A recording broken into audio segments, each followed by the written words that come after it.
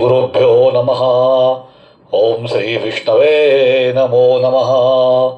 ब्रह्म प्रेमी सज्जनों, हमारे संस्था के अतिशय प्रिय सदस्य श्री पंडित योगेश पांडे जी ने एक प्रश्न किया है कि गुरु जी कृपा करके बतलाइए कि मनुष्य को कहाँ कहाँ पर किन किन जगह पर खाली हाथ नहीं जाना चाहिए और जाने से क्या दोष फल होता है। कृपया कर बताने कृपा करें। गुरु जी को चरणों में कोटि कोटि प्रणाम।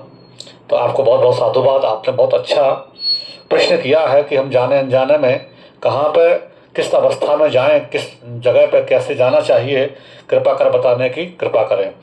तो देखिए, कुछ जगह ऐसी होती है जीवन में कि जहाँ पर आपको खाली हाथ नहीं जाना चाहिए। यदि कोई परिस्थिति है, जैसे आप बीमारी में हैं या आप अनजाने में हैं या कोई आपको नहीं है उस तरह का समर्थ, तो फिर भी आप कुछ न कुछ जरूर लेके जाएं। आप एक पुष्प लेके जाएं, एक बेलपत्र लेके जाएं, आप कुछ अक्षत का दाना लेके जाएं, थोड़ा सा रोड़ी टीका लेके जाएं, जो आपसे बन सके वो आप जरूर लेके जाएं अपनी अवस्थावश। लेकिन नहीं लेके जाना, यानी आप अगर कुछ लेके नहीं जाते हैं तो आप जैसे जाते हैं खाली हाथ, तो खाली हाथ ही आप लौटेंगे। तो ऐसा आपको कुछ जगहों पे शास्त्रों का मत है जो आपको ध्यान से समझना चाहिए।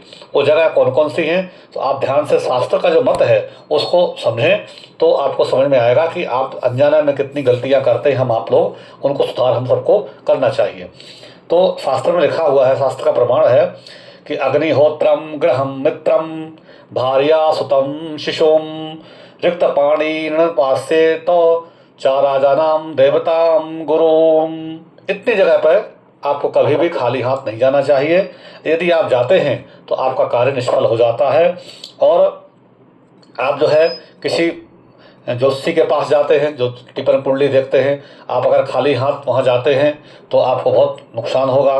किसी मित्र के यहाँ आप अगर जाते हैं, आपके अच्छे करीबी मित्र हैं, तो आप कुछ भी लेके जाइए। जैसे सुदामा जी गए थे भगवान श्री कृष्ण के यहाँ, तो 4 जगह का मुट्ठी के चावल सुशीला जी ने दिया था, तो जो है उनको 3 लोक का राज मिल गया था। और इसी प्रकार से जो है आप जो है आप किसी ऐसे बहन बेटी के यहाँ जाएं जो आपके मने, तो उनकी जगह भी आप कुछ हाथ में लेके जाएं, नहीं तो आपको लिए हानिकारक होगा। राजा के यहाँ यदि आप जाते हैं, जिसके से आपको कोई काम लेना है, पावरफुल आदमी है, अगर आप खाली हाथ जाएंगे तो खाली हाथ ही लौट। वैद्य डॉक्टर है तो वहाँ भी आप जो है ना कुछ लेके ही जाएंगे तो आपको फायदा होगा, अन्यथा आप नुकसान करेंगे। सलाहकार है। लेकिन रिक्त पाणी न पश्येना राजा नाम देवताम गुरु, ये 3 जगह पे आप जो है अगर खाली हाथ जाते हैं, जैसे कि मंदिर, अगर मंदिर आप जाते हैं खाली हाथ अगर पहुंच जाते हैं तो आप कुछ फल लेके जाइए, प्रसाद लेके जाइए, मिष्ठान लेके जाइए, फूल पुष्प लेके जाइए, तो मंदिर का फल आपको मिलेगा। अन्यथा मंदिर जाने के पहले आपको बहुत से दोष लगते हैं। और किसी गुरु ब्राह्मण के यहाँ आप जाएं तो खाली हाथ नहीं जाएं। आप एक तुलसी पत्र लेके जाएं, पुष्प लेके जाएं, फल जो आपको भगवान ने समर्थ दिया है, दान दक्षिणा आप चरणों में अर्पित करें, तभी आप प्रश्न करने के अधिकारी हैं, तभी आप कुछ वहाँ से आशीर्वाद लेने के अधिकारी हैं। अपने से बड़ों को जो है उनका जब आप चरण स्पर्श करेंगे, उनको फल पुष्प देंगे, दान दक्षिणा देंगे, तभी आपका मतलब फल प्राप्त होगा।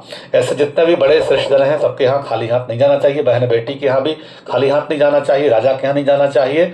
तो हमने इस श्लोक में आपको समझाया, तो मुझे विश्वास है कि आपको समझ में आया होगा।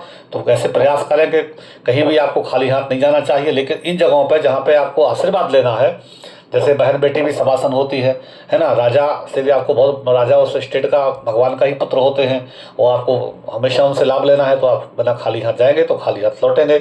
और गुरु देवता भगवान का स्थान हो वहाँ भी खाली हाथ नहीं जाएंगे।